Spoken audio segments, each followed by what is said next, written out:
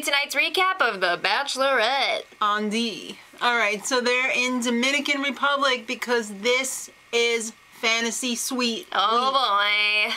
Or is it? Stop. Well, we're in Punta Cana. And we got to sit through a very long recap of the 3 remaining guys. Alright, Josh. He plays sports. He's got everything. He's her type, but she don't want her type. She wants something different. Apparently. Chris, he's a farmer. He's great. She was surprised he knew how to write. He was the secret admirer. I mean, after all he does is play in the dirt, right? Nope. And Nick. They have a mental connection. And he acts a little mental. Yeah. But she digs that, so it's okay. She loves guys who act like 12-year-olds. All right. She absolutely loves it. So we gave you the short version. The real version was like 15 minutes. So 13 actually. Let's talk about the first date of the week. It went to Nick. All right, helicopter ride. Have you ever been in a helicopter before? No. Your eyes were really twitching there. All right, so they go to a private island. They have a little picnic.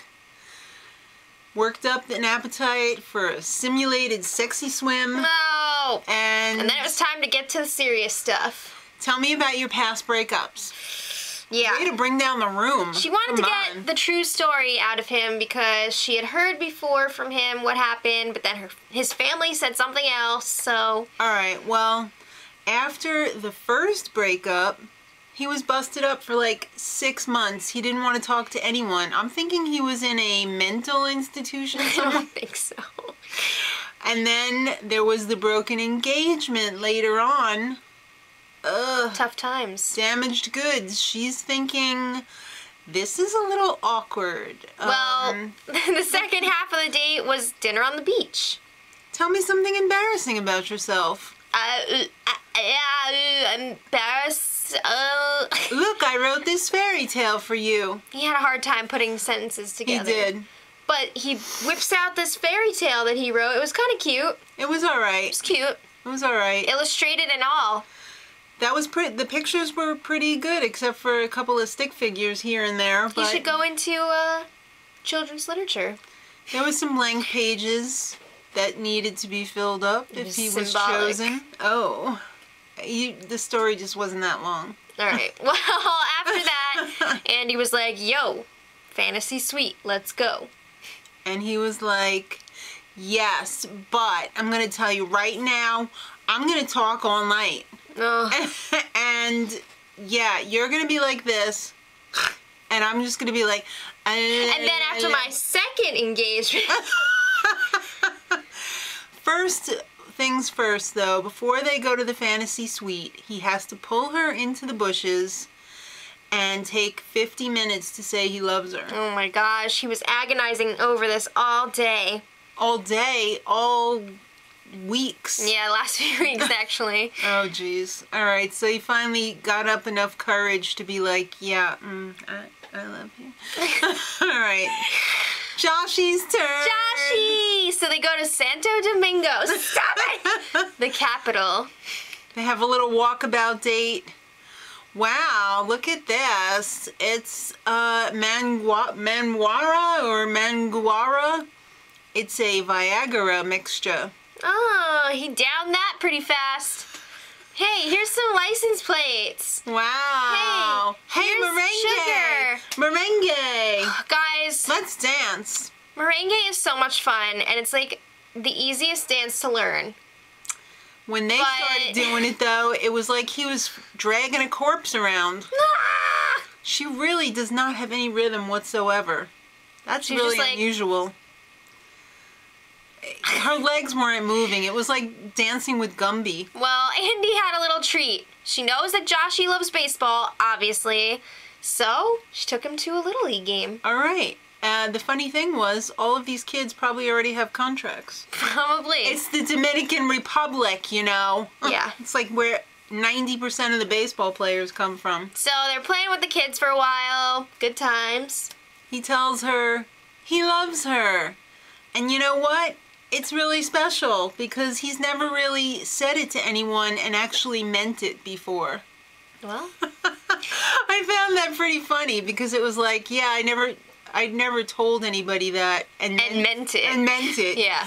It would have been very romantic with just the first part, but then the second part, when you add that in, it would be weird if he had never said that before. Well, all right. That would be a red flag.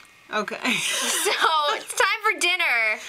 Is he serious at all? It's time to find out if he's more than just a goofball. He's not cocky. And it's a good thing you don't think that, because he's not. He's totally not. All right. Well, he also loves kids. It looks like he kind of has an anger problem. I don't think it's an anger problem. I don't know what it is. He wants to marry her, but can he handle She was like, her? Are you ready for this? He's like, I don't know. Do you have more wine? It's fantasy suite time. Is it a yes? Yeah. Oh, right. So I think their fantasy suite was way better than Nick's fantasy suite. They had fireworks, like literal fireworks. Yeah, that's damn romantic. That torchlit pathway. Yeah. The camera on the bed. No. All right. She gives him a pit in his stomach. Who doesn't love feeling nauseous? I don't know. Well, the way to get rid of that is go for a sexy swim. All right. Now let's talk about the last date. Oh, Chris. They went to, this should have been the tip-off, Rancho Peligro. Doesn't that mean dangerous ranch? Well, peligroso, I believe, is dangerous. So... Yeah, but I always saw, like, peligro on... Well, that's probably danger. Danger! Danger ranch. I don't know. I haven't taken Spanish in a long time. Okay. All right. So, she shows up to the date wearing a tablecloth. Very cute shirt. But not with those shorts. No, honey. All right. It's a horse riding date. Yeah. She's not a horse fan. Horseback riding. She doesn't like horses, and you know what? The horse knew it. So the horse started freaking trotting and then galloping, and she was dropping F-bombs like crazy. Well, Chris was happy and excited that he could be there for her to kind of guide her through it. And I mean, she didn't really handle it that badly. She was good about it. Who knows? She might have She could have been like, I'm not doing this. Well, he was trying to catch up to her, and I think those two horses had a problem with each other, because the more he tried to catch up with her, the faster the other one went. So he was kind of making it worse. Well, eventually they parked it and had a picnic. And at the picnic, she's like, yeah, I loved your family. Your mom was great. She asked me to marry her. I mean, you. Yeah, so then he tied in Iowa a little more, and he was like, we're going to end this with a Ghost in the Graveyard game. Ah, I love that game. So they played again. She found him. I was thinking, wouldn't it be funny if he was like, yeah, let's play Ghost in the Graveyard, and she wasted the whole date trying to find him? That wouldn't have been funny. It would be sad. It would have been hilarious. Chris is a nice guy. All right, well, it's time for dinner. So she's all like, Iowa. They bring up Iowa again. Yay. Chris is like, how do you feel about the whole Iowa situation? And she's like, it gets a little awkward there. well, he's got her back. I mean, she had him stuttering. Mm-hmm. He was so thrown off his game because she was just like, I don't know if I could do this. Yeah. And he was like, yeah, well, I'll be there for you. He was like, we're going to have to make compromises, blah, blah, blah. I'll give up stuff. And she was like, well, I wouldn't want you to give up farming. And he's like, I didn't say that. No, he definitely did not say that. That's off the table. So she's trying to dump him, and he doesn't see it. He doesn't get it. Not before he said that he loved her. I felt so bad for him. Poor Chris. And then, to add insult to injury, it's not Iowa. Yeah, she's like, I want to make it clear that it's not about Iowa. Really? Well, I mean, I guess that was fair, though. I don't think so. You don't want him to spend his life being like, oh, if only I hadn't been from Iowa, you know? Yeah. Well, I guess it was Iowa, too, because she just doesn't want to be there. The connection just wasn't there on both sides. So he was like, all right, I gotta go. Yeah, he's like, I guess I should go. I feel bad for Chris. He didn't see it coming. I totally saw it coming. You know what I do see coming? Him being the next Bachelor. Absolutely. All right, so it's time to catch up with Chris Harrison. They have their customary little chat. Yep. She's like, I sent Chris home. Duh, that's why he's not there. She didn't love him. Of course not.